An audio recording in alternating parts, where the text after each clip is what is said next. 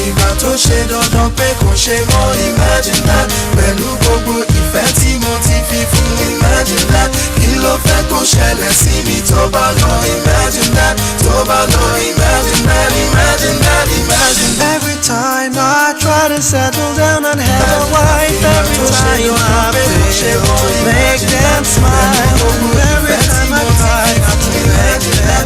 Kí ló fẹ́ kó ṣẹlẹ̀ sí mi tó bá lọ imagine that. Tó bá lọ imagine that, imagine that, every time I try to settle down and have a wife, every time I fail to make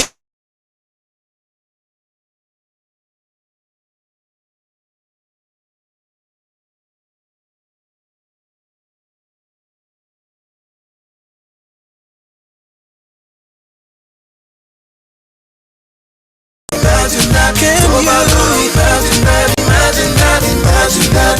Àfìgbà tó ṣe dandan pé kò ṣe mọ́ imagine that. Pẹ̀lú gbogbo ìfẹ́ tí mo ti fi fún imagine that. Kí ló fẹ́ kó ṣẹlẹ̀ sí mi tó bá lọ imagine that. Tó bá lọ imagine that, imagine that, imagine. Tell me why my sun was always darkened into rain. Tell me why my heart must feel such pain. And why it's so hard for me to explain the way my soul feels drained. The very last girl said she knew I'd be ashamed of her. She said that I should please forgive her, but that she was having another man's baby girl. Everybody, can you imagine that? Àfìgbà tó ṣe dandan pé kò ṣe mọ́ imagine that. Pẹ̀lú gbogbo ìfẹ́ tí mo ti fi fún imagine that. Kí ló fẹ́ kó ṣẹlẹ̀ sí mi tó bá lọ imagine that. Tó bá lọ imagine that, imagine that, imagine that. Àfìgbà tó ṣe dandan pé kò ṣe mọ́ imagine that. Pẹ̀lú gbogbo ìfẹ́ tí mo ti fi fún imagine that. Kí ló fẹ́ kó ṣẹlẹ̀ sí mi tó bá lọ imagine that. Tó bá lọ imagine that, imagine that. Everybody move your body now. Forget about the blue day, blue day, blue day, blue day. Everybody move your body now. Tomorrow is a good day, good day. Imagine. Ọlọ́mọge orékè lẹ́wà kan tí mo fẹ́ràn dénúdénú láti inú ọkàn mi. Ṣùgbọ́n ìfẹ́ rẹ̀ sí mi ó kàn bí ọbẹ̀ ọjọ́ mẹ́ta àtàbọ̀. Ṣé dandan ni for her to go? Ṣé dandan ni for her to leave me alone? Ṣé dandan ni for her to break my heart? Ṣé dandan ni for her to take me back to the start? Everybody tó ṣe dandan pé kò ṣe mọ́ imagine that. Pẹ̀lú gbogbo ìfẹ́ tí mo ti fi fún imagine that. Kí ló fẹ́ kó ṣẹlẹ̀ sí mi tó bá lọ imagine that. Tó bá lọ imagine that, imagine that, imagine that.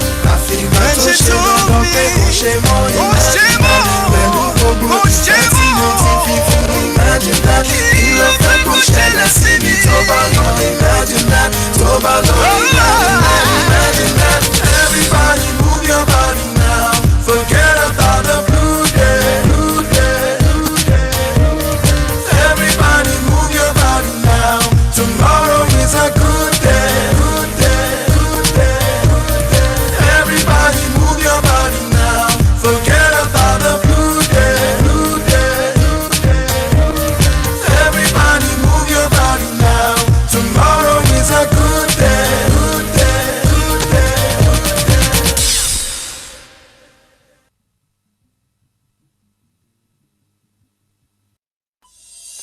I say you don't come yo. Now tell you Nigerian na my country, yo by your son my state, yo. This na reality, well it been happen for by your side. 1999, yo, I swear I no go forget them, oh. When them kill the people, oh, and them make the children them orphans, so anytime when I think I'm water they pop from my eyes, yo. Somebody say we can leave am, oh, but I say me I must talk them, oh.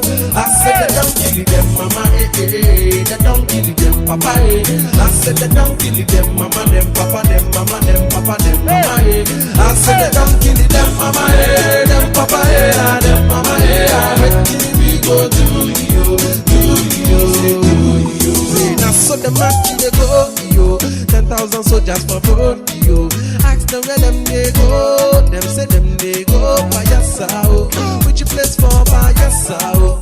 One village them call Oyelowo. Now in them enter our village, them rape our young girls and make us homeless. So try them kill our mama yo, them kill our papa yo, them kill our brothers and kill our sisters and make us homeless. So what till we go to you, say do you? Everybody they cry yo. I say the government them bad yo. I say they don't kill them mama eh eh, they don't kill them papa eh. I say they don't kill them mama them papa them mama them papa them mama eh. I say they don't kill them mama eh, them papa eh, them mama eh. We go do you. I done die yo. Poverty don't do that to you. Every day for Nigeria, and I saw the people them need die yo. Yeah, our government too. Why you wanna make us they cry yo? Oh, every day for Nigeria, and I saw the people them need die yo. They come out for house for money yo. Money not there for your hand yo. Police go stop you for road. Them go collect the one when you get yo. Them lay allegation for hurt yo. For waiting you know do yo. Before you go look my brother, you done the inside cell yo. I say you don't kill your mama, don't kill your papa. I said they don't kill your mama, them papa, them mama, them papa, them mama. I said they don't kill them mama, them papa, them mama. We go do you. I said they don't kill your mama, don't kill your papa. I said they don't kill your mama, them papa, them mama, them papa, them mama. I said they don't kill them mama, them papa, them mama. We go do you. I said they don't kill your mama, they don't kill your papa. I said they don't kill your mama, their papa, their mama, their papa, their mama. I said they don't kill them mama, them papa, them mama. We go to you. I said they don't kill your mama, they don't kill your papa. I said they don't kill your mama, their papa, their mama, their papa, their mama. I said they don't kill them mama, them papa, them mama. We go to you. Everybody just go.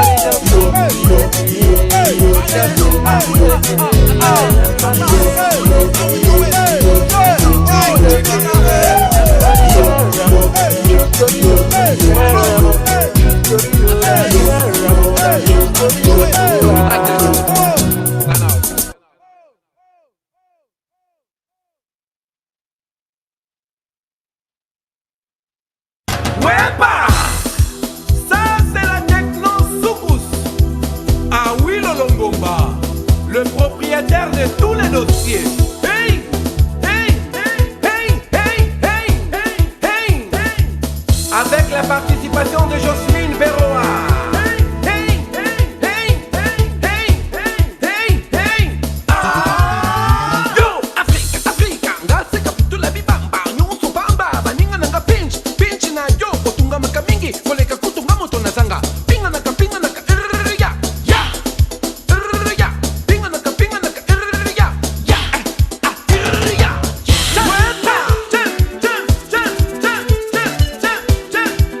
Attention!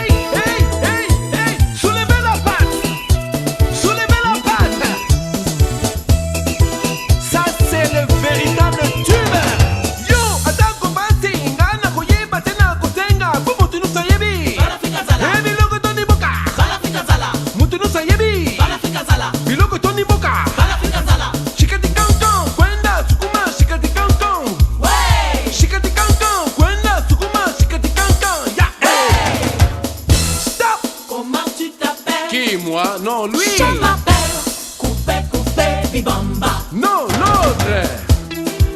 Préparez-vous, car les bonnes choses ne durent jamais. Attention, le top des tops revient en colère. Momentiranga suke en Chile. Momentiranga a la chipamba. Kutu kutu kayana, kutu kutu mon bébé. Kutu kutu kayana, kutu kutu mon bébé. Kutu kutu kayana. Come on, come on. Oh yeah. Come on, come on.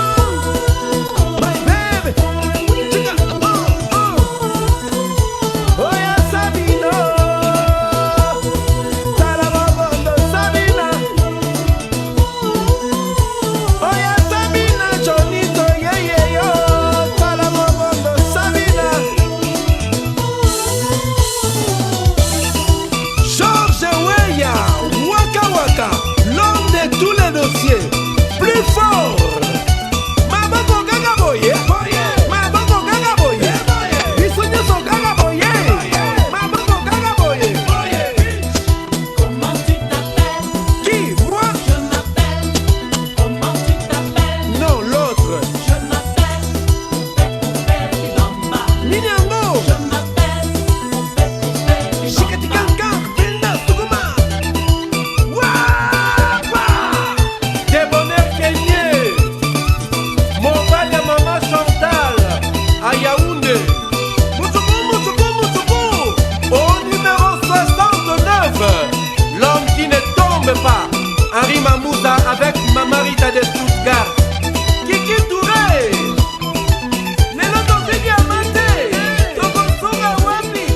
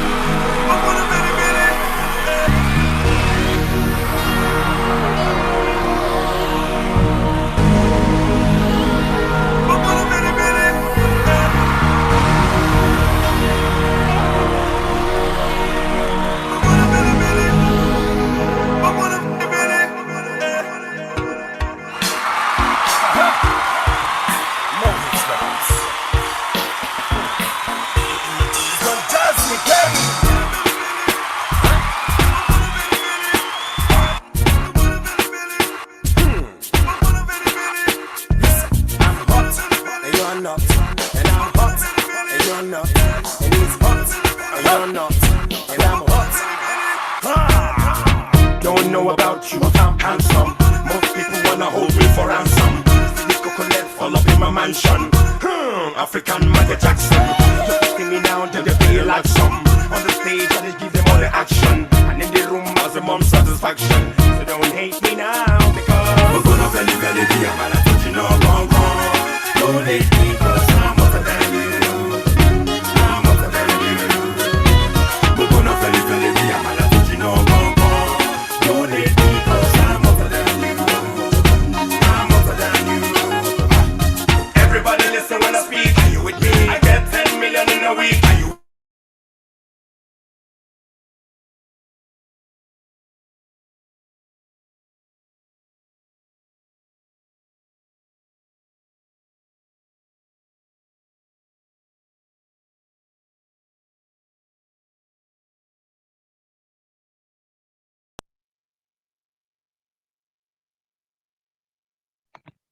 Okay, so good morning, good afternoon, good evening, everyone.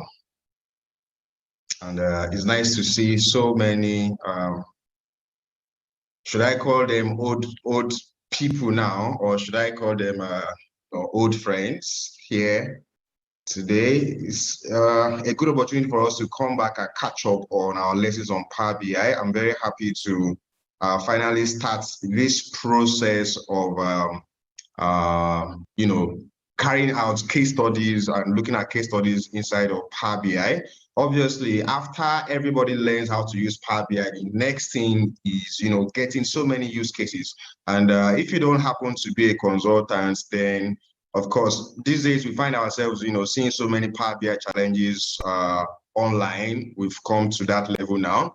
But I feel there is a need for us to be able to have a lot of challenges like this that we'll go through every month from start to finish, or maybe at least have a very good mark on how we solve different case studies like that. And if you see the post I made on our group chats, I basically mentioned that this is strictly for experienced professionals, because the reason why is because you need to have experience with Power BI to be able to follow the case study sessions, basically, because we are just, applying things. This is not a session where we have to talk about reasons why we are doing certain things, or maybe this is not a session where we start to explain what Power Query is, or we start to explain what DAX is, and so on and so forth. We are basically just applying,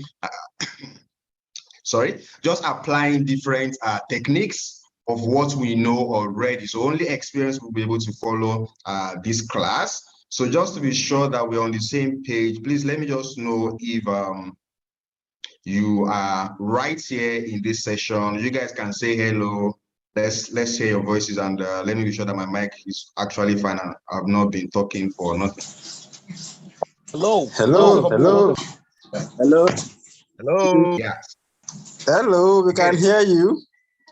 All right, so awesome. So basically, most of the people I have here are students, past students from various cohorts of Power BI, and I've also created a group on Telegram for us to be able to catch up and make sure that we keep a close unit for this case studies series, and maybe hopefully some of us are going to be sending us some real life case studies that we are going to be making use of as time goes on, even though what we have prepared for today is somewhat like a real life case study as well, but we always anonymize our data sets as much as possible so that it doesn't depict real life situations. Then also, we plan to be having this series every month.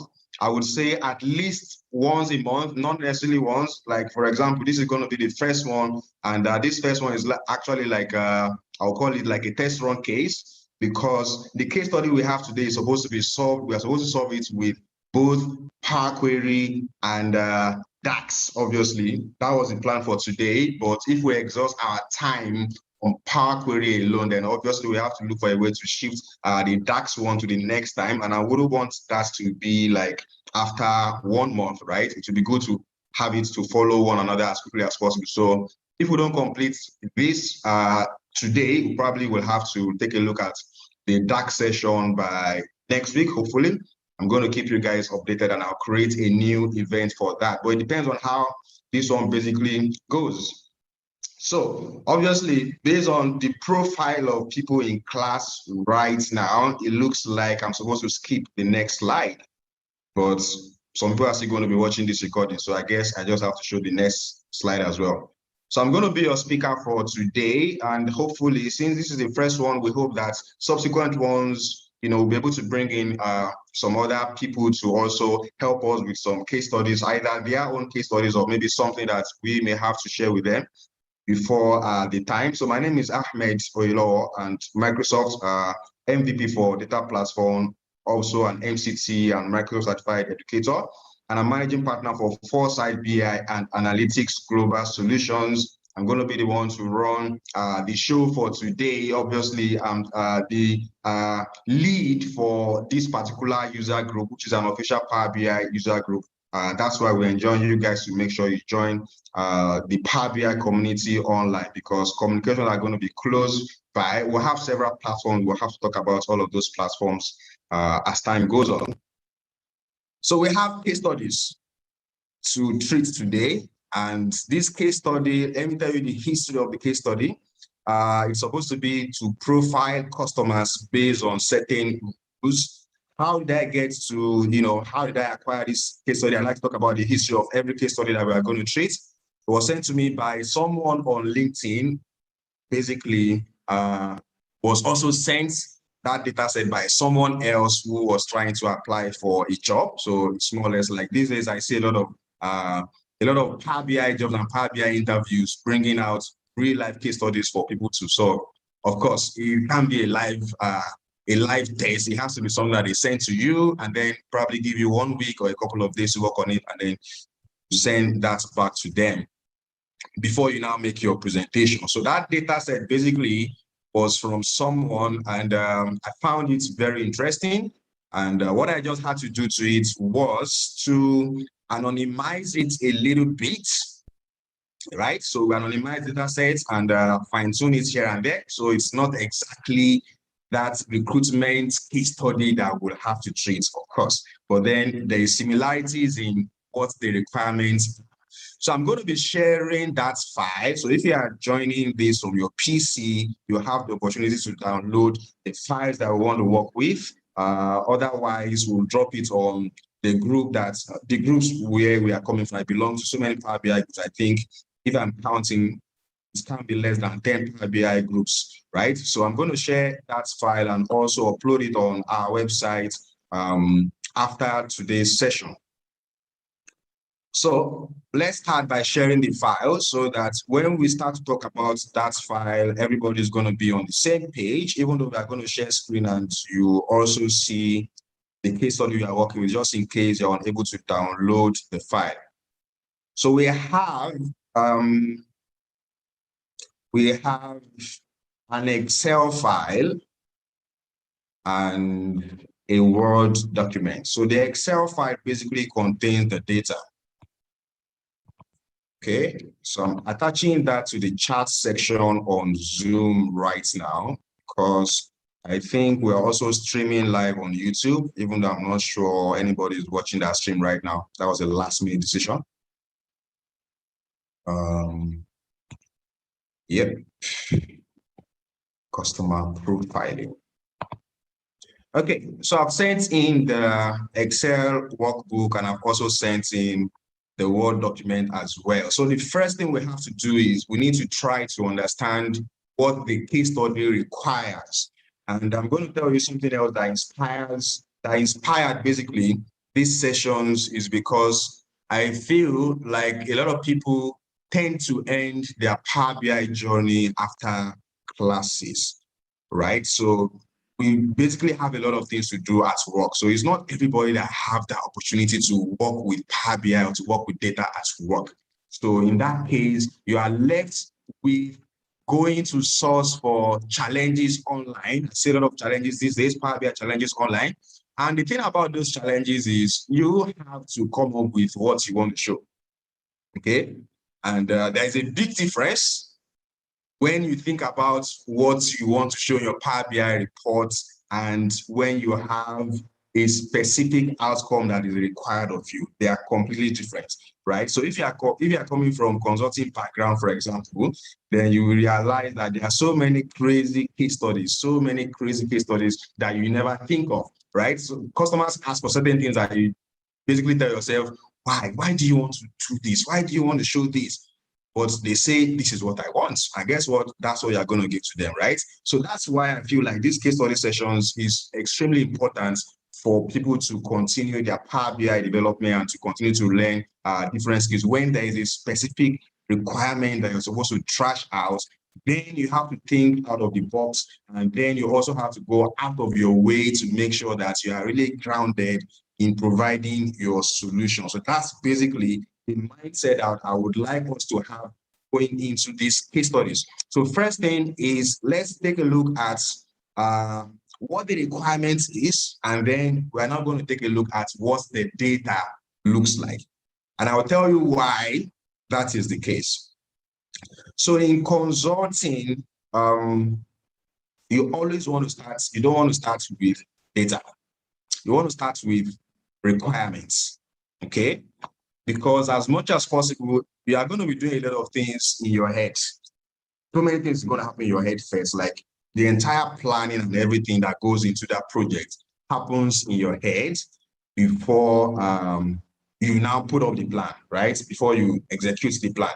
So one thing you want to make sure you do is that you first of all understand requirements, because when you understand requirements first, it makes it easier for you to understand the data. Because even as you try to understand requirements, you're also thinking about possible data sets that could trash out that requirements. I say this again, in consulting, the first thing you want to ask your clients for is what's your ideal output. Now, when you get outputs, then you ask for data, right?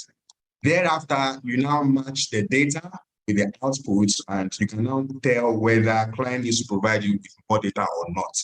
But the point is, don't start with data, start with outputs, okay?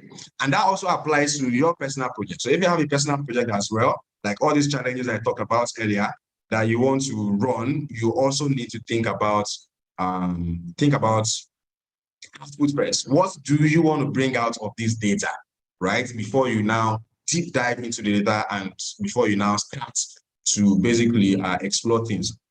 So I'll just run through a summary of what this data is about.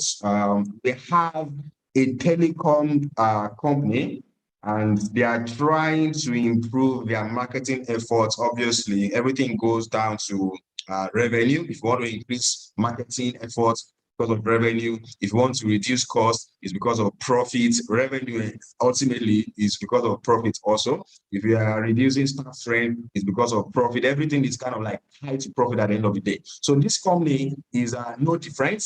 They basically have 6 months of data. Is an ISP, which means they provide internet services. So if you think about Nigeria, then you can think about something like Smile, or you can think about something like Cobranet, and so on and so forth, right? Those ISPs. So they have 6 months of data. And if you understand how this business runs from the customer side, we are customers, most of us are customers, then you will know that a lot of times they tie bonuses to different plans that you purchase. Say you purchase 2 gigabytes of data, for example, then they might tell you that you are going to get 500 MB. Or something like that, right? So that's the kind of data sets that we have to work with. And what the client is trying to do is they are trying to understand their customers better. They basically want to profile their customers into different categories based on a couple of things which we are going to see now. So how they want to profile their customers is basically based on these 2 criteria, right? They want to provide customers according to their loyalty and according to how much they use their bonuses, okay? Let me explain what they mean by these 2 things. All right. So what they mean by these 2 things, loyalty, basically, they want to find out who continues to purchase data every month. We have 6 months of data to work with in total. So they are trying to find out who purchases data every single month. Right? For example, I used a particular ISP between 2017 and 2020, right? I was purchasing data every single month. And then I changed in 2020 during the lockdown when I don't know what happened, but they were unable to match their service offerings anymore. So I had to change, right? So from that point, I ceased to become a loyal customer. Or maybe there are certain people, like currently now, I think I use up to 3 ISPs, but the question is, do I subscribe every month for each of those 3 ISPs, right? So that's where loyalty comes in. Who subscribes every month kind of thing. So they want to provide customers according to their loyalty, and they also want to provide customers according to how much of the bonuses do they use, right? So say, for example, if you give me if I buy 5 gigabytes and you give me, let's say 1 gigabyte as bonus. Now, you remember that some of those bonuses are tricky. They tie to midnight, right? And people like us, we don't stay awake like that in the midnight anymore. Okay, most people sleep throughout the midnight, but they tie those bonuses to certain periods of time that you may never get to use them. So they also want to find out from the bonuses that we issue out as well, how are they being used? So those are 2 things. Are you loyal? Do you purchase data every month? Number one. Number two, the bonuses that we give to you, do you make use of those bonuses? Okay. I think I have to stop sharing video so that I can save some bandwidth. Okay, so those are the two things they want to find out, and from each of these indicators, like we'll call them here, they are assigning different points, right? So say, for example, if you purchase data every single month within that 6 months of data that we have, then you are going to get 20 points, right? Your score is 20.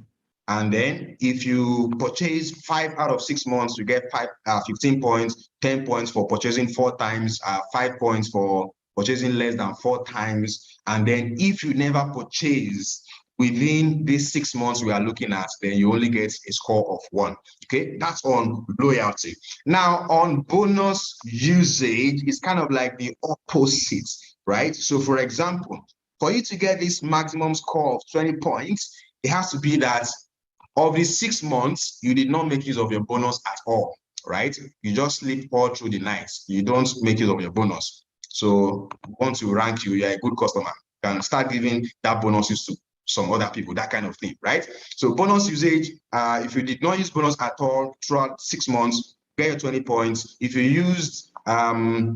did not use it 5 out of 6 months, you get 15 points, and so on and so forth. So based on these rules is how we are going to profile the customers into these 4 different categories according to what you finally score. Say, for example, if I purchase data every single month, I'm getting 20 points. And then if I did not use my data at all throughout the 6 months, I get another 20 points. That means I've gotten the full 40 points, which is 100%. Okay, now if I get 100%, I'm going to be termed as a tier 1 customer who is supposed to enjoy priority service. Perhaps they think I'm very rich, so I don't make use of my bonuses. And the fact that I keep on coming back every now and then I shouldn't be one of the lost customers. Okay, so that's priority service, tier 1. And if my final score happens to be between 75 and 95%, I'm going to be termed tier 2 priority service, also priority service, but somebody is above me. And tier 3 is what's now? Tier 3 is priority service plus we are going to have to offer more incentives to these people because they probably make use of more, they use more bonuses than they even use their main data. And then you have a tier 4 group as well. Now, how this may come in to help the customers at the end of the day or to help the client at the end of the day is, I don't know. I don't know about you, but do you think there are certain people that get their calls picked the first time they call customer service?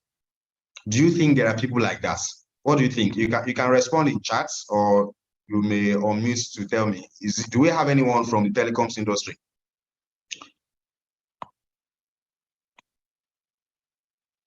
Do you think that's possible? Like if a number calls, the person is never delayed, like nobody ever delays you, they're going to pick up instantly. Okay, I think it's possible. I think it's possible. So once they mark everybody's number, for example, and they profile you, and you are being profiled as tier 1 priority service. Once that's your phone call goes, once you make a phone call to customer service, you should probably go to a dedicated part of the customer services that attends to priority customers. So you don't have to keep on waiting, right? One thing I know about priority customers, because I know that these guys have priority customers on their list as well, is they even rarely wait for you to call customer services, right? So they are the ones that always call you every now and then. But once you see that your ISP provider is calling you in Nigeria at least, then you can be sure that you are one important customer or somebody has profiled you somehow and they are supposed to get back to you. That's why they are basically calling you. You are falling into one category of their profiling. So now we've seen what our requirement is. The next thing is let's go look at the data sets that we have. So that's the file we have on Excel called telecoms data. Now, when you take a look at these data sets, of course, the description is already in the Word document. We have a field for primary city, which I believe is for where the customer is registered or where the customer is resident. Then you have account number for every phone number, right? So for every phone number, you have an account number. Then we have the customer type, whether you are a retail customer or whether you are a corporate customer. Then we now have your transaction details. So transaction details basically is in terms of how much data did you subscribe to, right? And how much bonus was given to you after a subscription. Then from this bonus that was given to you, how much did you make use of? Did you use the bonus or not? Okay, that's what we have. And then you now have this column called YM. YM basically is for year month. Since we have 6 months of data, if I do a filter on this column, I'm supposed to see just 6 months. 1, 2, 3, 4, 5, 6. That's what we want to work with, 6 months in 2019. Now, this column is something you may not find on your own data, but what I try to do is this. First thing I want to do is I have 6 months of data. My brain immediately tells me that every customer I have, now a customer represents an account number, okay? So my brain immediately tells me every customer I have is supposed to appear 6 times within this data set. Since I have 6 months, or maybe not necessarily 6 times, but maximum of 6 times, because I have just 6 months of data to work with. No customer is supposed to appear more than 6 times, okay? So I want to do a check right here on Excel to see whether we have customers that appear more than 6 times, right? Just natural, how will I put it now? Data prep steps, right? You think about what you have and you try to apply natural logic to it, okay, based on how you understand the data. So you want to test your understanding of the data. Client says, I'm going to give you 6 months of data sets, and I want you to find out so thing with these 6 months of data sets. Then I'm thinking to myself, if you are giving me 6 months of data sets for customers, that means I'm probably thinking of one customer information should appear once for every month. Since the requirement at the end of the day is tied to counting the number of things for the different 6 months. You can see if you purchase every time, that means you purchase 6 times. You purchase 5 out of 6, right? Something like that. That's what we want to see. Okay, so I think I'm going to be sharing data every now and then, just in case people join in later. So if you are connected from your phone, you are not going to see the data. Zoom doesn't have that. But if you are connected from PC, then you will have the data once I share in chats. Sharing to telecoms data and the Word documents, case study, customer profiling. All right. So we already understand that what we need to do has to do with customers and it has to do with their transactions in the month, because we want to count. Did you buy data every time for the 6 months? You are going to get a score.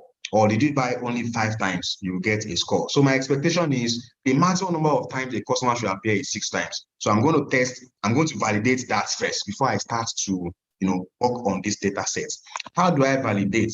That's why you basically need to have knowledge of different things. Nobody should tell you that Excel is useless. Nobody should tell you that you don't need to learn SQL. Nobody should tell you that you don't need to learn Power BI. Every tool for its own purposes. Every tool works better for one thing or the other. Excel allows you to quickly and in a flexible way, do so many things like I'm going to do right now. So I want to find out this customer right here, how many times did you appear in these data sets? Okay, I'm going to come back with questions in a bit. All right, so I'm going to use equals to Excel. Sorry, If you don't know Excel, if you know Excel, good and fine. So equals to count if, I want to count if what? Within this range, if within that range, yeah, you find this guy, right? Within that range, you find this guy, count it. Close, enter, I see the guy appears 6 times, good and fine. So I'm going to copy down the formula all the way down like that. And maximum time I expect is 6 times for every person. Okay, so I'll just come here and put something like check, just to show that I'm actually checking. Then I want to check really on this column, maximum number I expect is 6. If I do a filter, I'm going to see that we have more than 6 a couple of times. Why is this happening? Let's find out why this is happening. That's the next logical thing to do. So I'm going to point to, let's say, the person that has 18, for example, and click OK. So we have a couple of accounts that have 18 entries, even though we expect 6. The question is, why do they have 18 entries? So I'm going to come to the account number side. Look at this person, this number 27. The guy has up to 18. Now, the only reason why this person has up to 18 is because look at September alone. September alone, he or she has 3 transactions, right? Purchase data 3 times, get bonus 3 times, in September alone, right? So that basically tells me that there are certain people that, within a single month have more than 1 transaction, at least according to what we have on the data. However, we need to regard every customer only once within this data, right? To create our output and our solution, we have to ignore like these 3 now for this September, for example. We need to make it become just 1 for September. How do we make it 1 for September? We will have to, sum everything up when we want to start our solution. So now we found out something and we know how we are going to try to resolve that problem. So let's keep that in mind. Hello, sir. Hello, sir. I'm with you. Yeah, Emmanuel. Yeah, instead of summing up, can we concatenate with month? Maybe primary city, account number, YM. We are going to end up having the same thing, because even when you concatenate the account number and the city and the YM, is going to give you the same thing, because the YM is year, month. It's not really dates. It's like the dates are the same thing. So even if you concatenate, you end up having the same thing appearing the same 3 times. But we need to consider every customer once for each month, right? Concatenate is not going to happen. Thank you. Yeah. All right, Emmanuel, can you ask your question? Yeah. I wanted to just ask that YM. Are those the dates? Are those the dates where the data was purchased? Yeah. Okay, that's all. Yeah. All right. So we are ready to shoot. Now, before we shoot, we have an idea. Yeah. I wanted to ask, since it's 6 months, and we know very well that someone can purchase data more than once in that 6 months. Is it very necessary, or is it a must that an account number should be appearing only 6 times? Can we not just work with the data as it is? Must we break them down or merge them or sum them up so that we kind of close them down to 6? This is what's going to happen. So for every case study that you have to table the matter on the floor, on the ground. Okay. And you consider every option that you have. You consider what the scenario looks like before you choose what your solution is going to be. as far as the data is concerned, obviously, it is replicated for a customer per month, no problems. But we know that when we want to do our counting, take a look at what the output says. Output says if you purchase data, let's say, for example, if you purchase data 5 out of 6 months, or you purchase data 4 out of 6 months, it does mean the maximum count we expect for each customer is 6 months. So even though the data can show multiple times for a particular customer in a particular month, in our solution, we have to factor that in, that in a month, please just count the guy only once to record that the guy has done a transaction.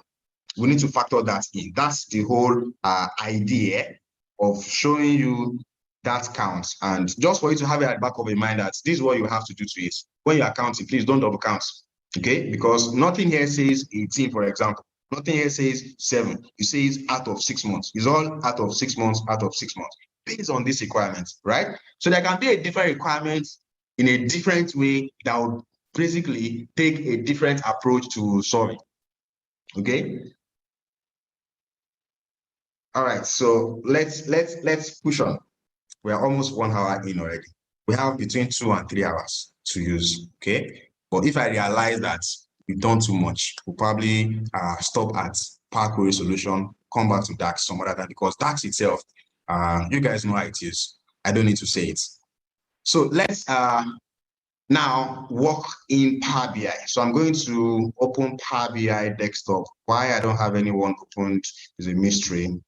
So let's open Power BI desktop. And that one is going to take some time to load.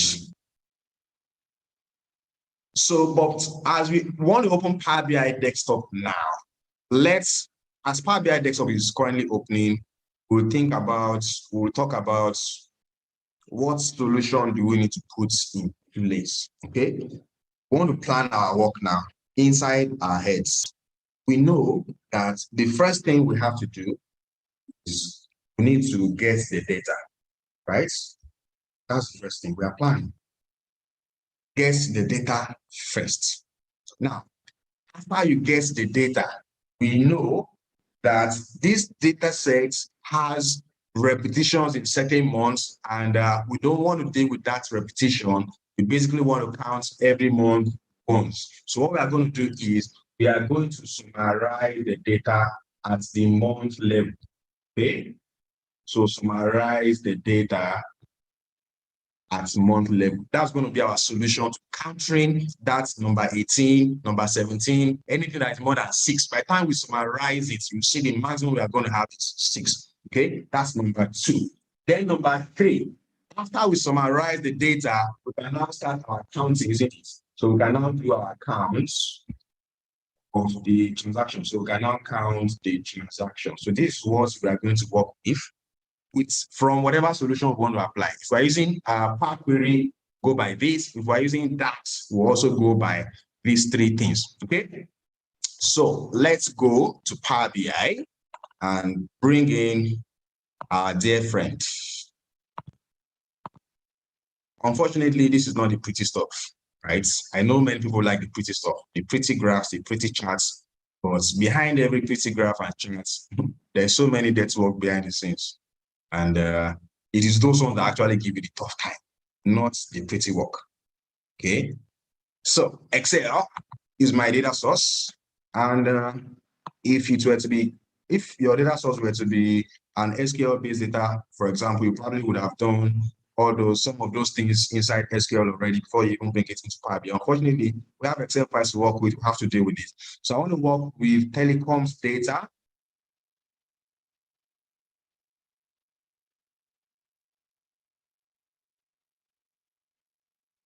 And what's next? I'm connecting to customer transactions and transform data to launch Power Query. So we are starting Power Query based solution. And we're doing it live. We're thinking live. So I'm just going to call these customers. All right. So let's just call these customers. So what have we done? We have gotten the data. Simple. Good. Next, let's summarize. We're going to summarize the data. So we want to summarize this data set. How do we summarize the data in Power Query? Because as it is right now, some customers, by their account numbers, are currently appearing multiple times in a single month, right? We need to summarize all these their amounts for a particular month. So if I buy data 10 gig, 10 gig, 10 gig 3 times, I don't want to see 3 times. I want to see 30 gigs for that month. Okay, that's our summary. That's when we summarize. So how we summarize here in Power Query is, since I'm summarizing the numbers, technically, it means I'm going to select all the other things. So select the city, account number, customer type, right? This can be one way. There can always be multiple ways of doing these things. And also select the month column. Okay, have all those things selected. Then I'm going to click on group by. So group by, when you group in Power Query, is one way to summarize. Okay, so I'm grouping by all these things, and after the grouping, I'm going to create new columns, obviously, that's going to show me the total data subscribed and the total bonus used, right? So right now, I don't care about the data bonus that was given, because really, in my output requirements, it says nothing about issued bonus. It's all about used bonus rather than giving bonus. Okay, so in my summary, I'm just going to exclude what? I'm going to exclude the data bonus outrightly. So when I want to summarize all of these columns, I want to create my summary as the first one is going to be, let's call it sum, right? And the operation is going to be to sum up what I have in data subscribed. Okay, I'll click add aggregation. The second one is going to be bonus used. Let's call it use bonus. Used bonus. And it's also going to be a sum of my bonus used column. Okay, I have the two. Correct, fine, click OK for my summary to take place. So now I have a summary right now, and hopefully every customer now appears only 6 times max. It can be 4 times. Maybe you didn't join in April, you probably joined in June, for example, right? So you've lost 2 months, you probably appear 4 times within this 6 months range of data sets that we have. Okay, so what have we done now? We've done number 2, summarize the data. Now we need to count. Let's go back to the output. We have to count in 2 different ways. The first one, want to count for every customer, how many times did you purchase data? For every customer, how many times did you not use your bonus, or did you use your bonus? Either way. So that's what we want to do. We want to count. So out of the 6 months, how many times did you have data? Out of the 6 months, how many times did you use data? That's the next thing we want to do. Okay. Before we go into that, let me take questions from Bamdele. Bamdele, please shoot. Please, I want you to go over that group by again. Okay. All right. So group by is this. We have the table, very large, some rows. For some months, you have more than 1 row. We expect that for every customer like this, just have 1 transaction per month. Don't have more than 1 transaction for that month. Okay. Now we see that for some customers, they have several transactions in the same month. Want to group all those several transactions in the same month, want to group all of them together to become just one. That's why we are going to use group by. Okay.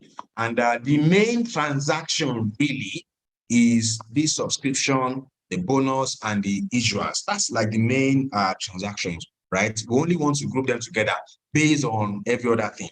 Okay, so that's why I'm going to pick every other thing and also pick my month. Then come to group by. Okay, now the reasons why, another reasons why we are doing these case study sessions is because the patterns we are going to learn here, we are going to apply for a different scenario entirely. Most important thing is you've learned a pattern for carrying out certain problems or for solving certain problems, right? So if you see another problem in another scenario, you can basically use exactly the same thing that we are using. That's where experience starts, and that's the reason for the case study sessions again. Did you, Ahmed, sorry, did you select, why did you select these four columns? All right, so first I'm going to tell you the first simple why, at least for this class, okay? Now, when you do a group by in Power Query, your outputs, your grouping will only have the columns you have selected from here plus the aggregations that you are going to choose from here. So if I exclude YM now, for example, if I exclude YM, which has the dates from my grouping, when I finish grouping, I'm not going to see the dates anymore. Right? Right. So that's why for now, sorry? I said right. All right. So that's why for now, I'm not sure about which column I'm going to need, which column I'm not going to need right now. So I'm just bringing all of them. So everybody come and join part of the grouping. Okay. So then I go to my aggregation, and the first one, I can type a name that I want. I call it sub. And I want it to sum all the subscriptions, right? Which is what? Data subscribed. Then I need another column inside my grouping that I'm going to call used data. And that is also going to be a sum of what? Of my bonus used. Let's call it used bonus instead. Used bonus. Okay. If I wanted that third column, which is issued bonus, I would have added another application. But right now, it's not important for me to bring in that particular column because it has no requirements in my outputs for now. Okay, so this is my grouping. When I click OK, I have what I have, which is our step 2. We summarize the data. So right now, I believe right now, if you choose any customer right here, you're only going to see the customer data maximum of 6 times, not more than 6. The next thing we need to do is we need to start counting. We want to start counting. What do we want to count exactly? Let's go back to the data. We want to count in 2 different ways. We want to count for loyalty and we want to count for bonus usage. Okay, so for loyalty, for example, the same thing applies to the other one. For loyalty, we are going to try to do a count of how many times out of these 6 months did you purchase data. So if I go to my Power Query now, for example, I need to show that this particular customer, right? That's 1001. Let's just assume that it's 1001. He has 1, 2, 3, 4, 5, 6, right? Of all these 6, the guy actually had data. He had data, all the 6, 1, 2, 3, 4, 5, 6. Okay, so I want to see 6 for that customer. Okay, because for the 6 months, the guy had data. Okay, then for the other part, bonus usage. Did you use bonus at all? How many times did you use bonus within the 6 months? So if I go back to the same guy in Power Query again, you see the guy did not use bonus here, didn't use bonus here, only used 1, 2, 3 out of the 6 times. So I want to see, is it 3 or 4 now? Out of 6 times. Yeah, so that's 3. I want to see 3 for this person. That's customer 1001, right? So that's what we want to do now. We want to do that counting.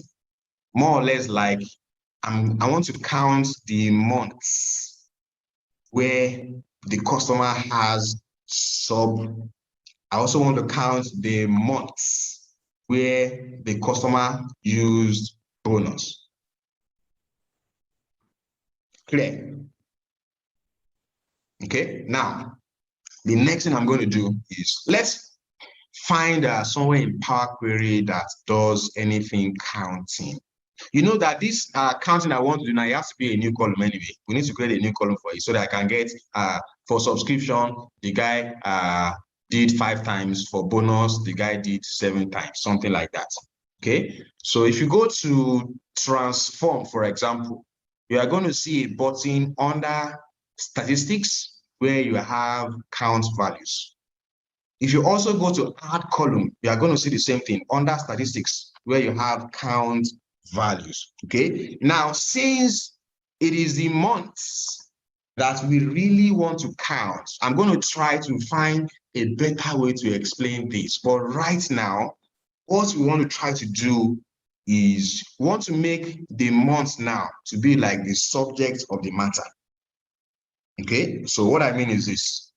You know, right now I have my months like this, and I have my subscription and bonus like this. Okay, now I want to make the months to be the subject of the matter. So I need my months now to be like this. Why the subscriptions are going to be like this? Because that way it's going to be easy for Power Query to just count 1, 2, 3, 4, 5, 6 months like that when it finds something.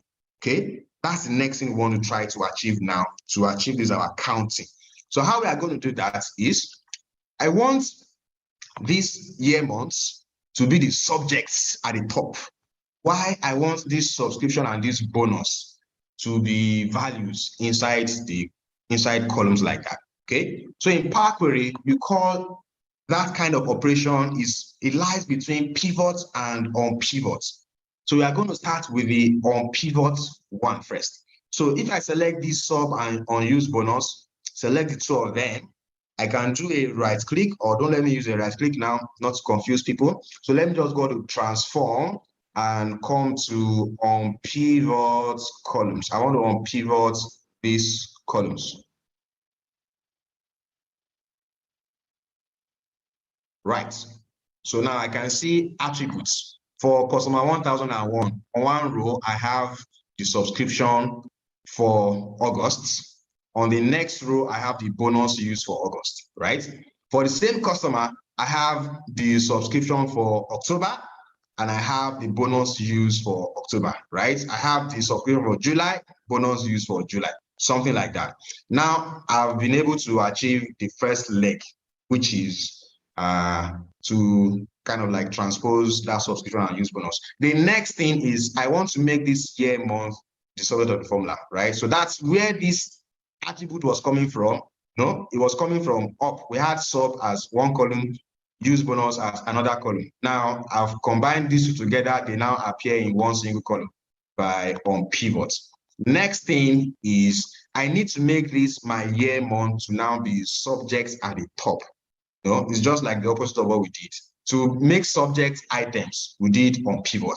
Now, to make items subjects, we are going to pivot. Okay, so I select my YM column, click on pivot column, and then it's going to ask, what's my values column? My values column is this value when I do the pivots, right? So I will say value and click OK.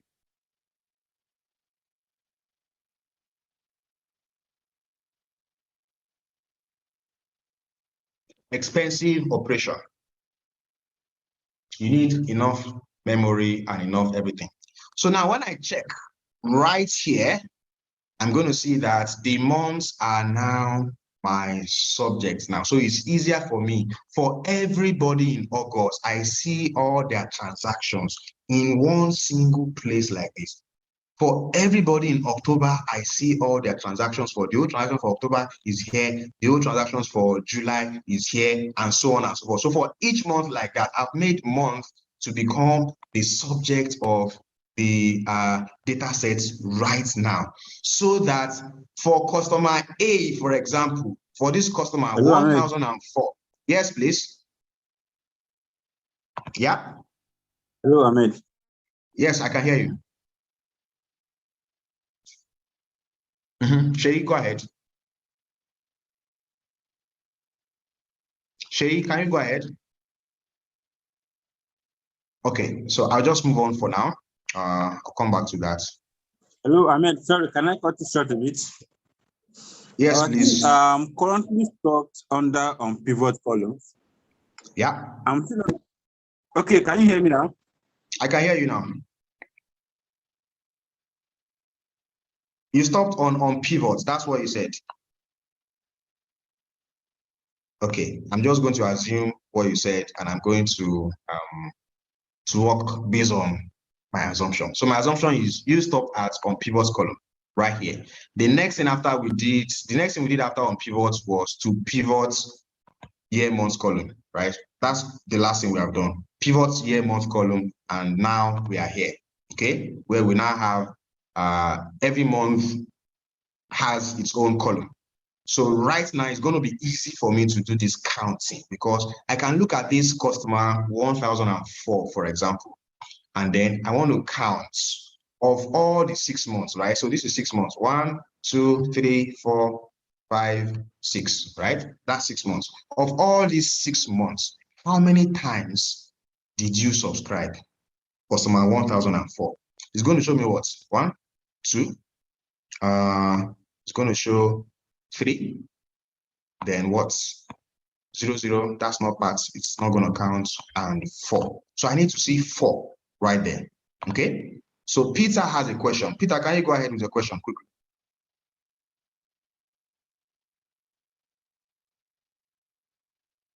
Hi, Peter. Okay, we can't hear you right now. So let's say that the next time I'm going to take questions is after I do this counting operation, right? So let's just see what happens and how I'm going to do this counting. So right now, I have every customer, of course, twice, 2 times, 2 times. Their subscription, their bonus. Subscription, bonus. Subscription, bonus. Okay, all the months are already arranged across several columns like this. So I'm just going to count for that customer once, right? So now I'm going to select this guy,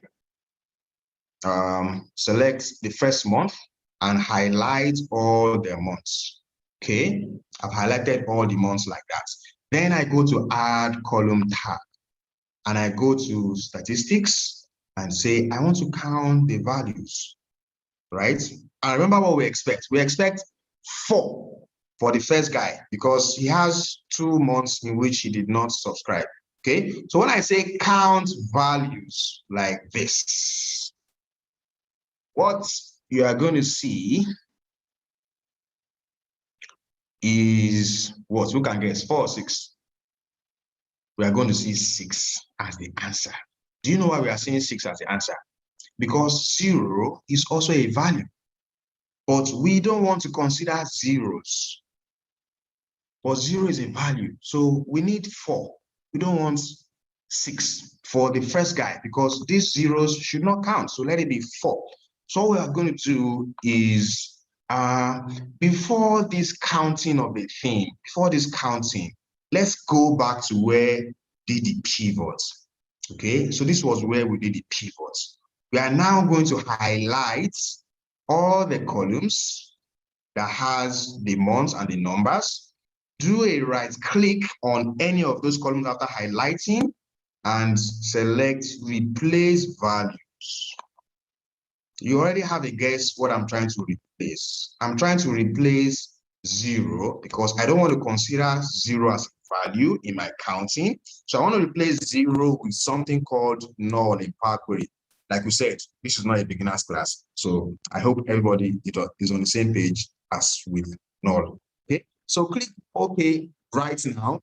Everywhere I had 0 now becomes null. I'm waiting for it. Everywhere that showed 0 should show null. Come on.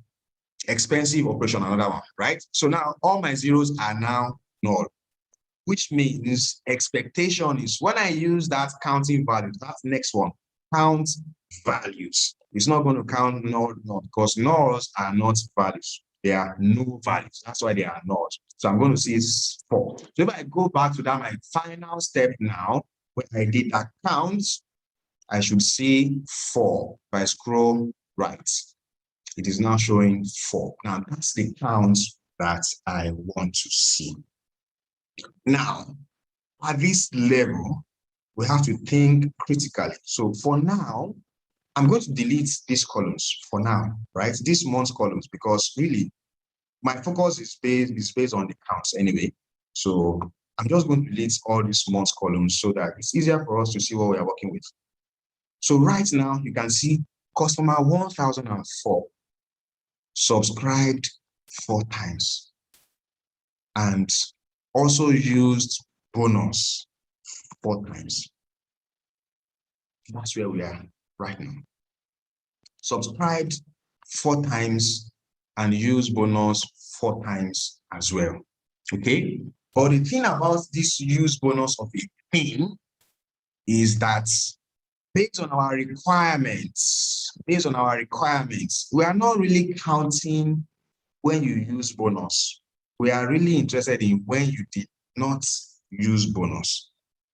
Another twist, which means if I go back to my data, I have used bonus 4 times. No, that's not my interest. My interest is when did you not use bonus, which means this 4 is supposed to be what? It's supposed to be 2. That's a twist. Okay. Yeah. Somebody wants to say something.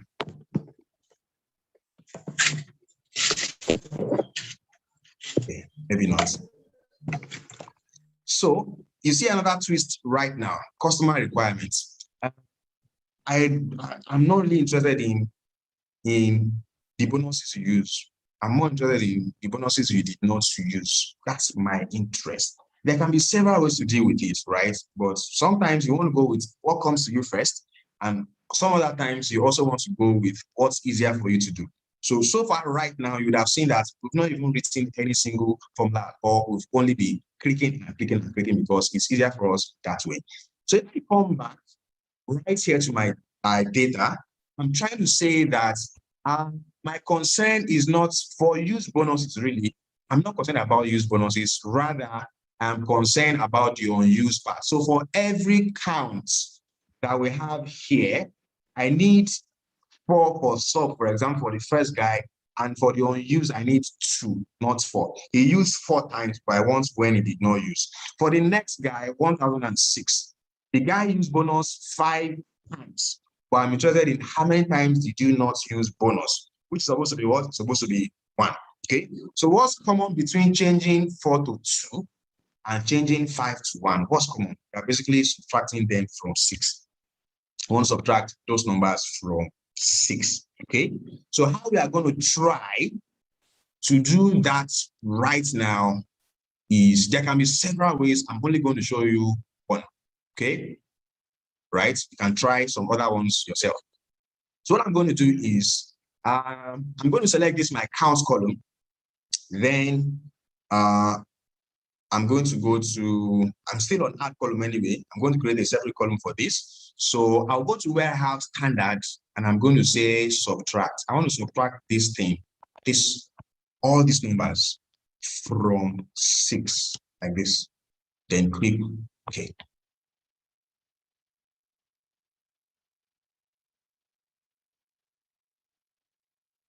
You have to do what? Hack your way through. You need to hack your way through sometimes. Right, so let's share the file again for the 3rd time. So what's going to happen is every time I share the file, the person requesting is going to donate for charity. Sharing case study for documents. And I'm also sharing what? I'm sharing telecoms data Excel. Cool. Right, so I've shared those 2 files. So now I've done my subtraction. So I have another column, and a bit of confusion can come in right now. But this is the point. This is the point. For my subs, for the subscriptions, I want to use this column. The values in this column are valid for my subscriptions. They are not valid for my used bonuses because I care about unused rather than used. Okay. The values in this other column are valid for my used bonuses. They are not valid for my subs. They are only valid for my bonuses. Okay. So I need to find a way to find a balance and bring everything back to normal. Okay. But first, if you look at this, my subtraction is showing in negative numbers, right? I don't need -2. It basically did count -6 instead of 6 minus count. Okay, so let's see how we can counter that. Maybe change this formula right here and let it be 6 minus count. Let's see if that works.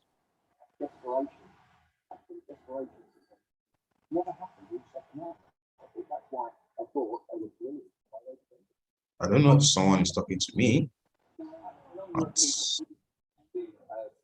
All right. Okay, so we just reversed it, right? So we first of all use the user interface to help ourselves. Then we went into the code to change things. Okay. Amdele, please shoot your question. Sorry. From that inserted counts, I think I missed from that inserted counts. I was trying to replicate what you are doing. Yeah. You are going to lose me a lot, so I'm going to lose you a lot within this series, right? Generally, but let me just quickly run that again. What did I do? Okay, 2 people. Let me just take the next 2 questions. Sunday, please ask your question. Yes, that was actually where I was actually lost. That was when you mentioned it, I also wanted to mention it also. So if you can just recap for us. Okay, good. All right, no problems. All right, so let me delete my steps. Let me delete my steps. Delete We're starting from the count, right? Was it from the count? Yeah, so that count was like magic, isn't it? Right, I guess that's why it was like magic. So this is the point. After replacing the zeros with nulls, I need to count for every customer. How many valid transactions do you have? Okay, which means for the first guy, it's supposed to be 4 because he has 2 nulls. So what I'm going to do is highlight all the months. Highlight all the months. Sorry, count is already there. I don't want the count to be there. So highlight all the months like this, right? All highlighted. Then go to Add Column tab. Under Add Column, you are going to see Statistics as an option. Click on Count Values. That's going to create a new column for you that has the number of times. Okay, expensive operation, of course, but every case is going to be solved based on the situations on ground. You may want to solve another case study. The same type of case study probably has like 2 million rows of data, and you see this thing just continues rolling. You have to think about another way completely. Okay, but right now, this is what we have, and this is what we are going to try to apply.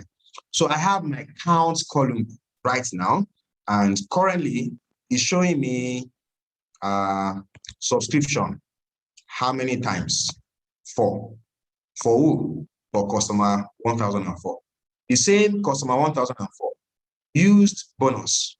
How many times? Also 4. Okay, but for now, what I did was I removed all these months from the scene. I don't want to see them because to me right now, they're kind of like not useful. What I wanted to do was to count them.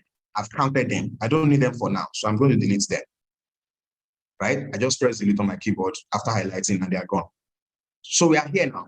And we said that, okay, good and fine.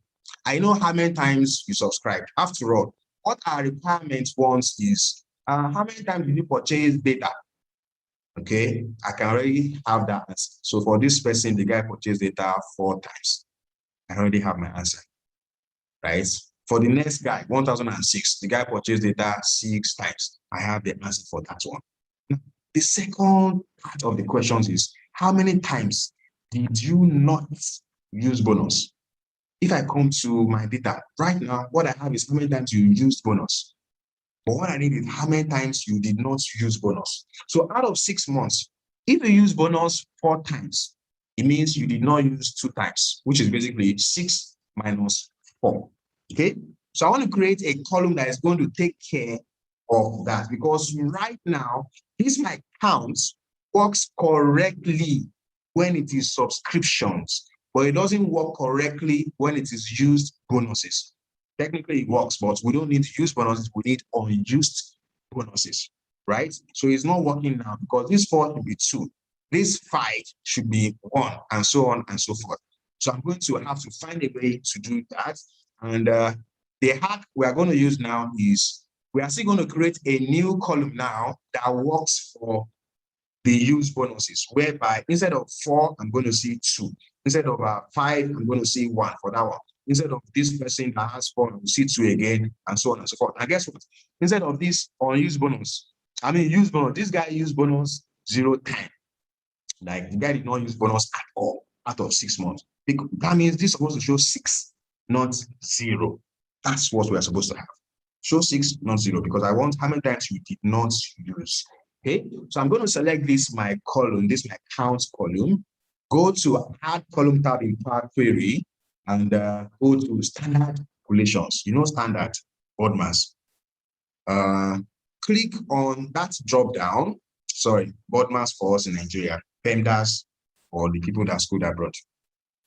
PEMDAS, yes, PEMDAS.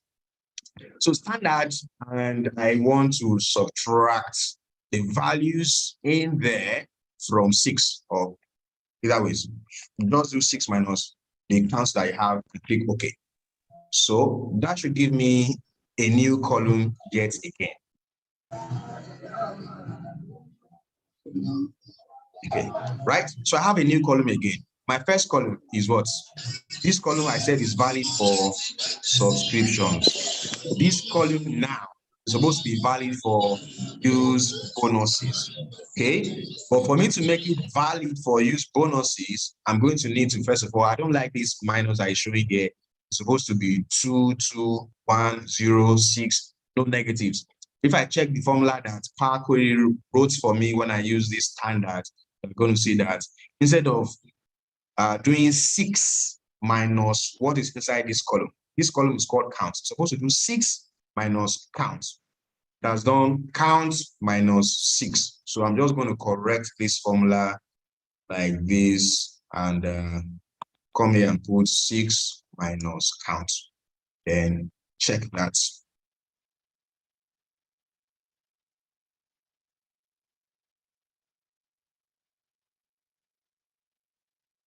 Okay, so if I scroll right, I'm going to see that right now, I can now tell this use bonus, basically, I'm going to try to change it so that it doesn't get us confused. So let me right click on these attributes, or first click inside any of the values so that I can just copy it, right? So just copy what I have here, like this, Control C.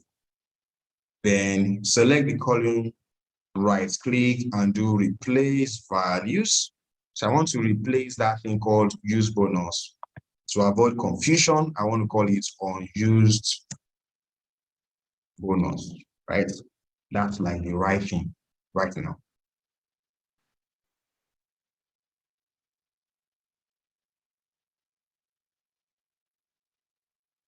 Okay, so now I can see subscription 1004 subscribed 4 times, and out of 4 times he got bonuses obviously many times, but the guy did not use bonus 2 times. The guy did not use bonus 2 times. So this column is valid for sub. It is not valid for unused bonus. Okay, so I need to kind of like replace this 4 that is here, this 2. Okay, replace this 5 with this 1. Replace this 4, these 2, and so on and so forth. These are unused bonus of 0. Is 6 really. So replace this 0 with 6. That's what I want to do. Okay, so if you think about that whole pattern, what I'm trying to say is that if the attribute is sub, 4 is okay. But if the attribute is unused bonus, go and pick what you have on the other column, right? If the attribute is sub again, this 6 is correct. But when it is unused sub, this 5 is not correct. You have to pick what is on the other column. If this one is 4, it is this one is 6 again, is correct. But the next one, this one is not correct. So you have to pick what you have on this other column, right? So it has conditions, basically. Then I'm going to add yet another column. This time I'm adding a conditional column that says that if the attribute right here, so if that attribute equals to SUB, if it is sub, then this counts column is valid. So I'll come to the output side and change this thing to, I don't want to enter anything here. I just want to pick what's inside a column. So I'll change this to select a column. Pick what is inside count. Okay, because count is valid for sub. Okay, otherwise, else now, this else, pick what is inside subtraction. Because guess what? Count is valid for subscription. Subtraction is what is valid for unused bonus. Okay, so when I click OK, I'm going to have yet another new column that now shows that, okay, the guy subscribed 4 times. Obviously, used bonus 4 times, but did not use bonus 2 times. So this is like my main column now that I want to work with. This column is like my main column that I want to work with right now. So I can delete these 2 right now and be left with only this one called custom. But let me just change the name from custom to, let's call it, what should we call it now? Let's just call it, let's call it total count. Total count.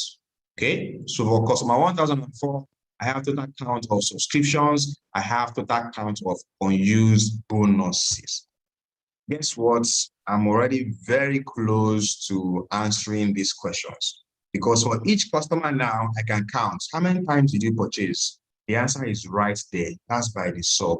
How many times did you not use? The answer is right there for the unused bonus. I have my counts that I need. Okay, I just need to first of all change this data type to whole number.